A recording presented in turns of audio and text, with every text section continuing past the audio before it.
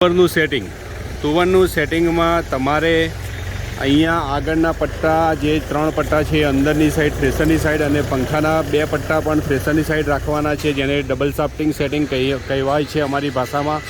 Cutter જે છે તુવરમાં લોકો 43 સળિયા એટલે 11.50 mm અથવા 10 mm 47 સળિયાની બંનેમાંથી એક કટર લગાવી શકીએ છીએ. જો મોટું લાકડું ચાઇનામાં બ્લોક થતું હોય તો તમે 10 mmની 47 સળિયાની કટર લગાવજો, જેથી ચોકઅપ ના થાય. હવે તુવરમાં આ ખાસ આ જે પેપર પતરો શટર છે એને ઊંચું રાખવાનું છે, જેથી મોટા મોટા લાકડા આ નેકમાં થઈને પેલી બાજુ બહાર કાઢી દેવાના છે, જેને વરમમાં લેવાના નથી. ઉપર 9.5 નંબરનો ચારણો, નીચે 8 નંબરનો ચારણો અને રેતીની જાળી 2.8 નંબરની. અહીંયા સુપડીમાં તમારે 8 નંબરનો ચારણો લગાવવાનો છે. આ લીવર આ વચ્ચેનું આ હવા માટેનું વધઘટનું છે, વચ્ચેનું ઢીલું કરશો એટલે આ બહારથી હવા સેટ થશે. જેટલી તમારા બાજુ ખેંચશો તો હવા ઓછી રહેશે, વચ્ચે રાખશો તો વધશે. તો વચ્ચે રાખીને હવા જેટલી તમારે જોઈએ સેટ કરીને આ ટાઈટ કરવાનું રહેશે. જે ચાણાનો પટ્ટો ખરો તુવરમાં એ ચાણાનો પટ્ટો વચ્ચે આવશે.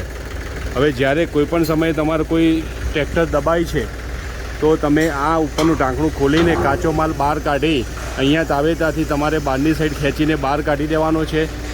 આ ઢાંકણું ખુલ્લું રાખીને પણ કોઈ લીલા માલમાં તમે મશીન ચલાવી શકો છો, જેનાથી કોઈ વાંધો નથી. અંદરની પ્રેશર પ્લેટો પણ છે. અહીંયા દાણો ઉપાડતો હોય તો અંદરની પ્રેશર પ્લેટો આગળ નીચે થોડી ઊંચી પણ તમે કરી શકો છો. અને તુવરમાં જો માલ ઓછો કરવો હોય તો અહીંયા પડદા પણ અંદર આપેલા છે. એ કટરના નીચેના પડદા પણ બંધ કરી શકો છો, પણ એમાં ટ્રેક્ટર પર થોડો લોડ પડશે એટલે તમારે એ પડદા 3 ખુલ્લા જ રાખવાના છે. આ પ્રમાણેનું સેટિંગ તુવરનું કરવાનું છે. અહીંયા જે નેકમાંથી ઉપરના ચાણાના જે મોટા મોટા લાકડા બહાર આવે છે નીચે પાડવાના છે, વરમમાં એને લેવાના નથી, જેની ખાસ નોંધ લેવાની રહેશે. આ બોનેટ પણ તમે ઊંચું નીચું કરીને સુપડીના ચાણા ઉપરથી કચરો ખેંચવાની કોશિશ કરી શકો છો, પણ આમાં આ પહેલાં બ્લોવરમાં દાણો ના આવે ખાસ જોવાનું રહેશે તમારે.